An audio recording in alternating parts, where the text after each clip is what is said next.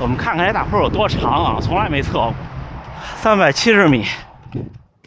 嘿，大家伙早喽！1月15号，星期一，新的一周了。今天是我第3个训练日，但是这个周期要训练5天，因为第5天是周三，周三跑强度，所以今天和明天都不会跑太大的强度。今天15号了，半个月了，对吧？今天跑完大概是300公里多一点。然后这个月的28号是有一场比赛，半程马拉松，大阪半马。看看这个月跑多少公里吧，因为半马之前要调整2到3天，有点小忐忑呀，真的。哇，这儿已经有封路的指示了，看半马的。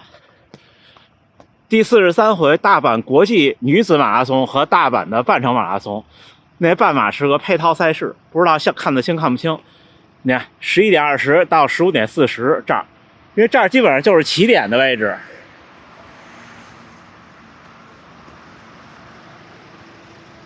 不知道这个大车是不是做工事的，就是做周围的临时的建设的，有点像了。半马为什么忐忑呢？因为就不能有任何的差池，上来就得拼，努力吧。就跟那天直播我说的似的，半马能 PB 呢是缘分，能跑个好成绩呢也不错。而且还得看看我那个 A 区搞没搞定。17号的时候开始给选手发东西，就是发那个参赛手册和去领东西的那个凭证吧，好像是。今天下雨了，所以没有带 Osmo 出来，大家看到的画面都是 Insta360 Go。我也知道那个清楚。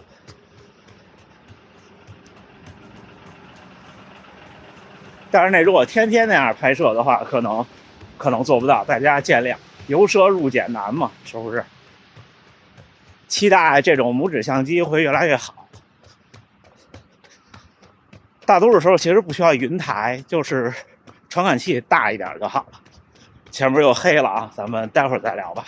今天跟大家分享昨天想说的手表或者各个系统给的恢复建议，还有我平常怎么恢复。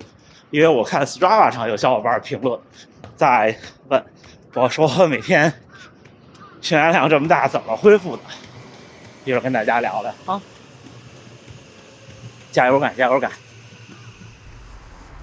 哇，你们看这家店，我特喜欢这种天还没亮，然后店里的灯光是那种特暖的颜色的咖啡厅或者是酒吧。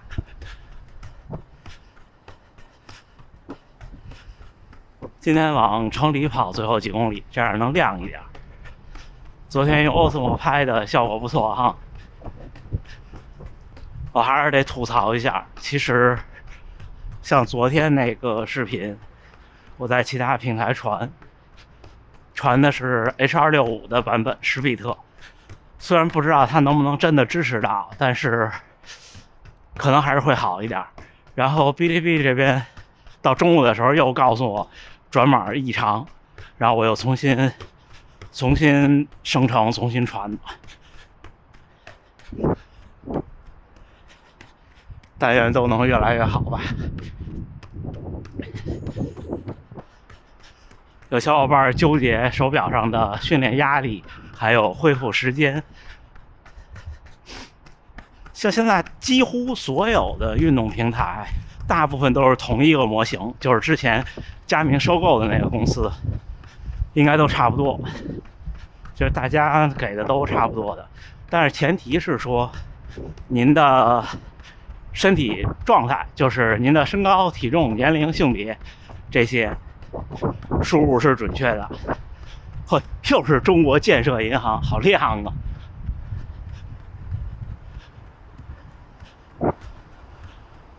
之后就是您训练的时候、运动的时候，心率的监测是准确的，这两个都能做到。那他给的那个恢复的呢，是有参考性的。但是为什么我说我不看呢？因为我老跟大家说这个特别不科学的东西好像也不好，但是呢，我就知道一个点，就是你想有什么能力，就要有什么训练的强度。你想有这个能力，没有这个训练强度是很难的。那如果你一直遵循手表给你的恢复的要求的话，那你的进步太慢了。对普通人来说，耐力项目的训练真的是只争朝夕，因为一眨眼5年、10年就过去了。今年是2024年，我是2014年9月份开始跑步的，马上就几个月就10年了。而好多东西都是这2、3年才明白，觉得有些遗憾。但是也不是说可以就完全不看，你要想看，我教你几个办法。就是首先，大部分情况下，日常的训练，它给您的恢复时间都不会超过24个小时。至少现在高驰我观察了几天是这样的。像那天我跑30公里那个强度，它给我的恢复时间大概是26个小时。那这个恢复时间的意思是不是说你要24个小时之后才训练呢？也不是。他的意思，我的理解是，您要是如此这个强度去干下去的话，那你需要休息那么长时间。那么你第2次训练的时候，你可以降低强度或者降低距离，就是你张弛有度。因为大部分时候正常的日常训练，它给你的恢复的要求在第2天训练之前都能满足，就算差那一点儿，比方说像那天我的情况，他告诉我26个小时，然后我之后24个小时再练行不行？那肯定没问题啊。他要告诉你，比方说你这次完了以后要休息48个小时，那你应该考虑的是，我这次的训练是不是我的心率记录有问题，或者是不是我的强度有问题？但是大多数时候不会，因为你能支持他这个训练，就说明您能力没问题。首先还是判断体感，之后是如果他实在告诉你太疲劳，让你休息，你可以考虑呢，在这个时候做一些短距离的加速跑或者冲刺跑。我举个例子，比方说我每天的训练是21公里，然后突然有一天呢，我跑了21公里的强度或者30公里的强度，然后我的不管哪个系统监控吧，告诉我你要休息了。第2天，那第2天对我来说啊，有2个选择。一个选择是尽量保持距离，降低强度慢跑，就像现在这样。还有一个选择呢，就是你可以降低一些距离，增加一些中间的冲刺，比方说把21公里变成16公里，然后呢，中间有5到7公里是在变速跑中度过的，比方说1分钟快慢，2分钟快1分钟慢，或者是200米、200米、200米这样间隔的去跑。这种跑时间过得快。您相信我，这2种策略都不会让您的身体出现损伤。就所谓的超量恢复这个事情，其实对普通人来说是不容易做到的，就弄不好您就会变成无效训练了，就是恢复的过头，身体都是会自动调节的。小伙伴们也有问说，像我每天这个强度怎么恢复？其实是这样，我可以很负责任的告诉您，我没有什么特别的恢复手段，我也不按摩，然后我几乎很少有专门的时间去拉伸，我几乎没有泡沫轴，我也不怎么泡澡泡脚，除非胫骨内侧疼的时候我会泡脚，也就这样了。我也不吃什么保健品。那怎么恢复过来的呢？其实谁一开始都恢复不过来。我也跟大家分享过，可以再说一遍，我刚把跑量加到400公里一个月的时候，好难呀！那时候就得去按摩，然后各种的办法，觉得每一天2条腿都特别疼。那说明什么呢？说明你现在这个训练强度和你的能力不相符呀。但是您如果还能支持下去，就说明它在适应。那这个时候您提超量恢复，说我要休息到好，那其实是没有意义的。您应该考虑的是，我总说的跑量是阶梯上涨的。我从350一个月到400一个月，我难受。那我能不能保持住400一个月，坚持2个月，让它变成习惯，这样它就不难受了。这其实是恢复的最好手段，带引号的恢复。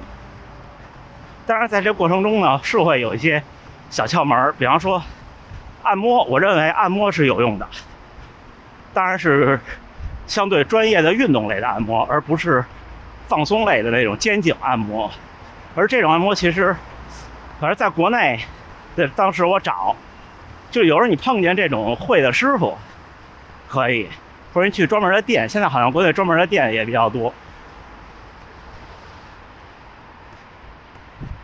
核心逻辑就是它会放松你的大小肌肉群，尤其是小肌肉群，自己拉伸不到、放松不到的，而不会给你做太多超限的运动，就限位的限。按摩是有用的。剩下的真的就没有什么手段了。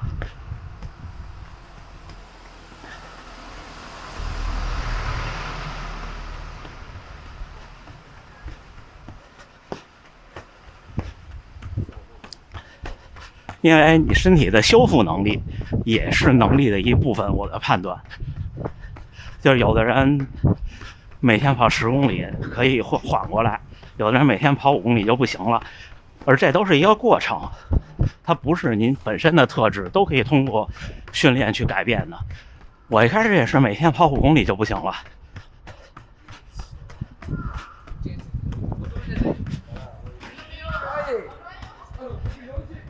他都是玩了一宿的年轻人，哪儿都有这样的，就哪儿的年轻人其实都一样。是不是？所以别太担心，一切其实都是一个适应的过程，而不是一个去刻意去解决的过程，因为刻意解决不了。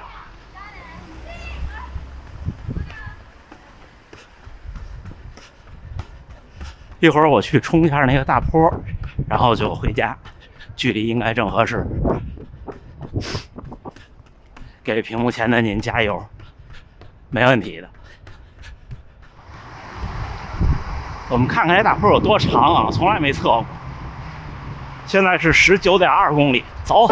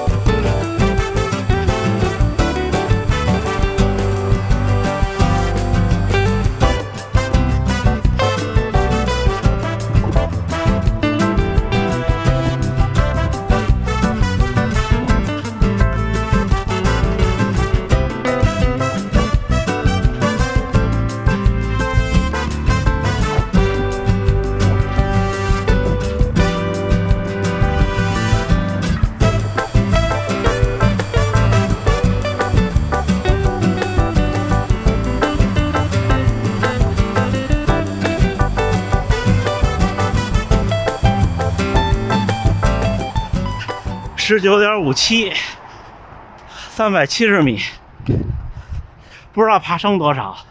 有观察屏幕的小伙伴可以发一波，分享一下。哇，心率158现在，而且比赛的时候不会这样全力以赴冲这个坡的。你们看这坡冲上来以后，还是一直向前，跑到下一个大路口，然后右转兜一大圈才去大宛城呢。有看了心率和配速的小伙伴也可以屏幕上打一打。